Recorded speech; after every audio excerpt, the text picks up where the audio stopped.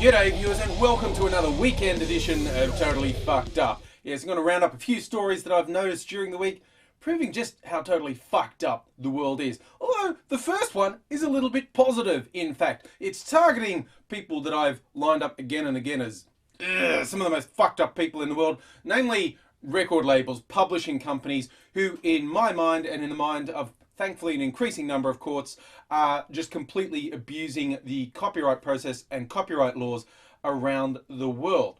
Now, one of the more influential people in the free culture movement, for want of a better word, is Lawrence Lessig. He is a Harvard Law professor. He's one of the founders of the Creative Commons group, really pushed the whole Creative Commons copyleft type ownership and copyright policies, and he's also worked with a group called Root Strikers, which was attempting to just change the laws that are corrupting American politics, basically, the money in politics.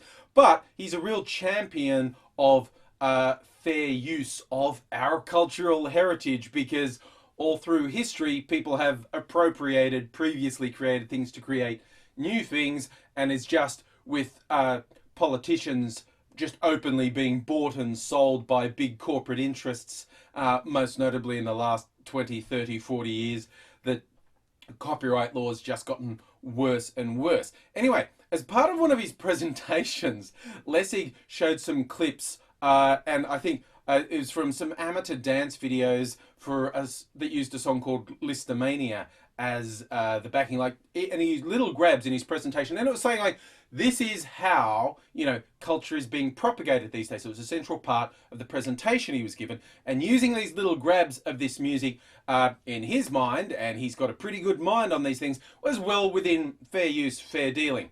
And he had it up on YouTube, and this is an Australian record company, actually sent a DMCA, a takedown notice saying, hey, we own that song, you can't use it. It was an Australian record label called Liberation. And that's another of the complications, just as a side note. The fact that different companies own the publishing rights in different countries, you get stupidity happening around the world. For instance, in Germany, where the publishing rights group are the biggest pack of fuckwits on the planet, every now and then some German viewer will say, oh, I can't see your videos. There's a thing saying there's a copyright. And then what happened? The publishing rights group in Germany said they owned the rights to everything to be published from around the world. Everything with any music had to go through them. And they tried to push a really unreasonable deal on YouTube and saying, oh, you have to pay us this much for every piece. And that includes, see, my music, any music I use is original. People have either made it for me, or maybe I've made it myself in GarageBand or Carhole Band, as it's known in some of the more earthy areas of the US. Yeah, people's original music. This company was asserting the right to charge for it to be heard in Germany because they managed rights in Germany, and YouTube essentially told them to get fucked. And they said, no, we're quite happy for that to just not be available in Germany. Fuck you. So that's why that happens sometimes in some countries. But anyway, so yeah, Lawrence Lessig, an American. I think the song Listomania is the European. They may even be French, the band who put that out. And an Australian record label sent a takedown notice to YouTube. Now, first, Lessig filed a counterclaim and said, no, this is fair use. You don't get to take this down. And they got all big bootsy then, the Liberation Record Company said, all right, we're going to take you to court, motherfucker. And that's what they usually do, just because it's too expensive for most people to challenge these record companies and publishing companies. Most people don't take it that far. Now, the interesting thing is, Lessig withdrew his counterclaim, and the record label probably went, ha ha, we win. No, what he did is spent a bit of time teaming up with the Electronic Frontiers Foundation, and now they are taking the record company to court for breaching the DMCA, because he is asserting what he did was fair use, and what the record company did, the threats, were actually against the provisions of the law. So now, when this goes to court, the record company is the defendant, and they will have to prove that they weren't breaching the DMCA laws. And I'm pretty sure they're going to lose. Again, because Lawrence Lessig is a pretty fucking smart guy. And this is his specific area of expertise. And if he gets this case through and wins, that's then established case law that future cases will refer back to, and all the record companies and publishing companies at this point, if they are at all smart, will be going, oh fuck, we're utterly fucked. And I really want to see how this goes through, because I really hope it goes through to resolution, because this should be a win for just basic common sense and end consumers, and a big fuck you to these totally fucked up publishing companies. Well, we live in hell. And hey, look, the just ongoing cavalcade of totally fucked up is the ongoing fallout of Edward Snowden's revelation about the PRISM spying scandal, NSA recording everything said and done ever, and coinciding with the Bradley Manning, Chelsea Manning. She has come out and said wishes to live her life as a woman and wishes to be known as Chelsea Manning, which is doing the head in of some news organisations who cannot wrap their head around it. And just for anyone who is a bit ignorant of this and thinks, was this some weird ploy of Manning's to get better treatment? No, if you actually look at the history of the case and all the transcripts of Manning, back then it was himself incriminating himself about what he'd done, because the person he was sharing stuff with, and this wasn't WikiLeaks, this was brain go blank. It was a guy who Adrian Lamo, everyone knew as a hacker, but had actually got busted by the FBI and turned informant, and he turned Manning in. But Manning did actually say in some of the communiques she believed that she was actually really a woman, and now has formalised that, which is to be known as Chelsea. Side issue. So there's that. The 35-year sentence for Manning. Who knows how long she'll actually spend in prison, and I have this horrible feeling this revelation is actually going to make her life in prison worse, not better, but we'll see how that goes. But yeah, Snowden, there's been a couple of really weird revelations, and this has been going on for a while. The journalist who published it for The Guardian, Glenn Greenwald, has just been subject to such scrutiny. They've tried smear campaigns, they've tried to dig up stuff from his past to make him look bad. And this is hilarious. When someone does something to expose someone else, particularly if it's government or a powerful corporate interest, there's always this, let's do a smear campaign on them. Let's not actually answer the things they say. Let's not say whether that's right or wrong. Let's just say, you know what? He's bad. I don't like him. And Greenwald had this interesting in the past. He had a monetary interest in a chain of motels, and all these motels were showing porn films, and they had a dispute with the distributor who owed who money. So they're able to say, oh, look, he's had dodgy dealings with porn companies. You can't trust him. Well, how about you just say, is what he said true, rather than try and make him look bad? I mean, it's just like, oh my God, that guy uncovered, a conspiracy to murder orphan children. Yes, but he has a library book that's 5 years overdue. I don't think you can trust him. So there's that weird shit. Glenn Greenwald is now just under scrutiny for the rest of his life. And his partner got held under Britain's anti-terror laws, something like 9 hours trying to get into the UK. And that's just them saying, fuck you. It's just like, oh yeah, we know he's not a terrorist. We know that we are breaching the spirit, if not the letter of the law, of these anti-terrorism laws, but we can, so fuck you. We're going to fuck with you every chance you get. And incidentally, I don't know if Glenn Greenwald went out of his way to be the worst boogeyman, crazy right-wing conspiracy theorist could think of, but to be gay and to have your partner be brown, it's just, oh my God. You just wanted to push all their buttons, didn't you? You're not in love. You just went with that guy particularly because it's the worst nightmare of some of these paranoid right-wingers. So there's all this shit with the authorities just saying to Greenwald, yeah, you're fucked. We're going to fuck with your life forever now.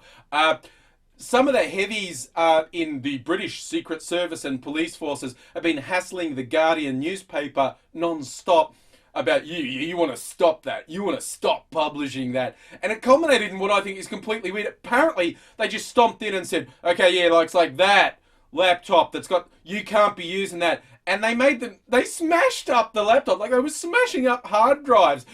Because these people apparently don't know how computers and the internet work. They went, okay, you worked on the story in that computer? Right, smash it. There, it's gone forever now.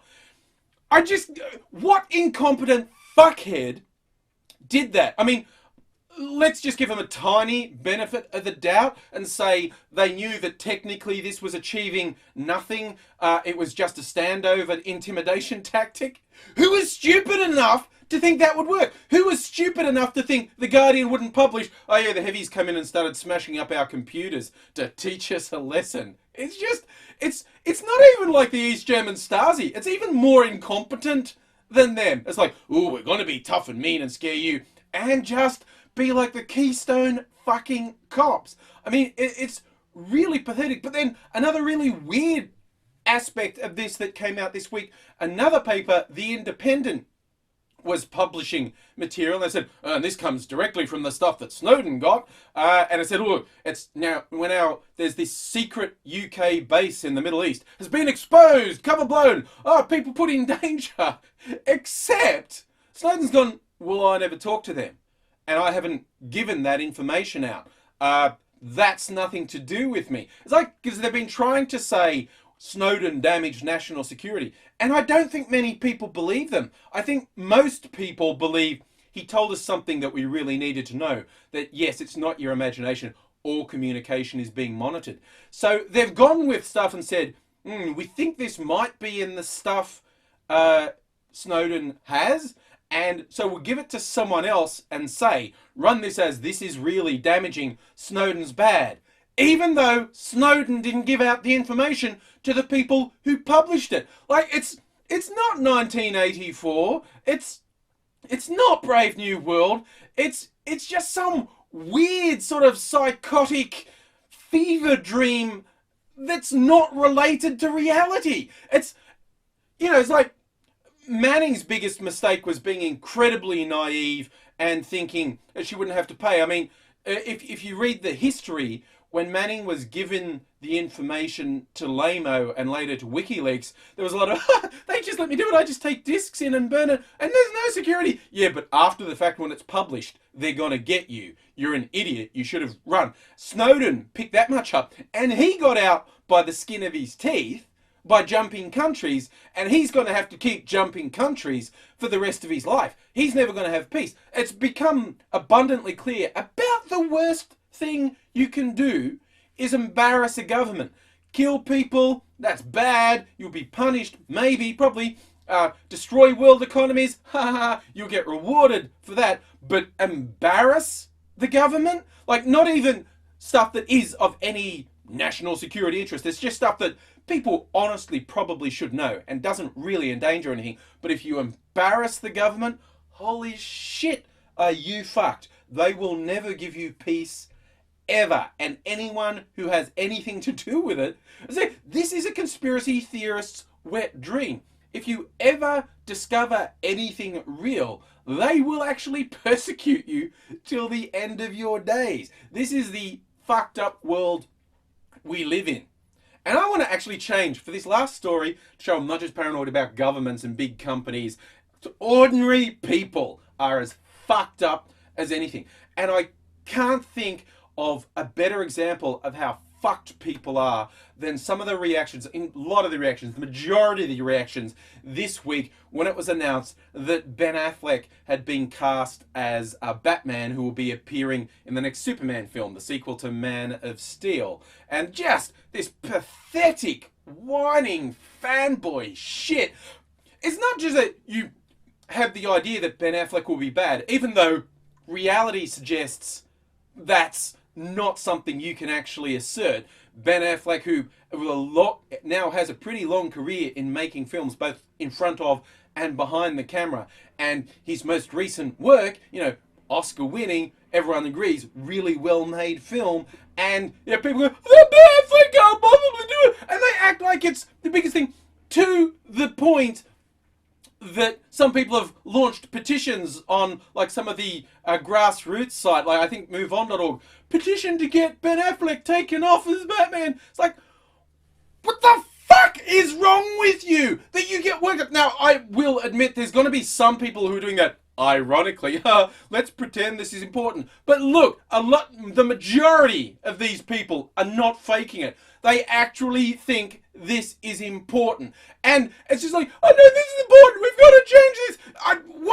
To wake these people up, I'd like to smack them in the head, I don't know, with a dead body of a Syrian kid who's been gassed by his own fucking government, so they might kind of fucking work out there is some shit in the world that's actually fucking important, and your ill-informed views on whether or not Ben Affleck would be a good Batman is not one of them.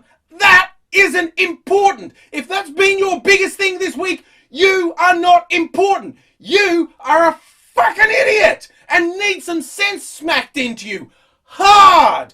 Oh, and really just objectively, any sensible person would know, yeah, if you're going on about that Batman thing, you're a fucking idiot. But one site, and I've got a link below, actually managed to gather up a bunch of stuff that people reacted online when Heath Ledger was announced as playing the Joker. The reactions were exactly the same. There's a, Heath Ledger can't possibly do it. Bloody, bloody, bloody, blah, blah. How accurate was that prediction, you fucking morons? It's like, and I would imagine it's probably some of the same people who have forgotten that they are completely wrong and have no idea.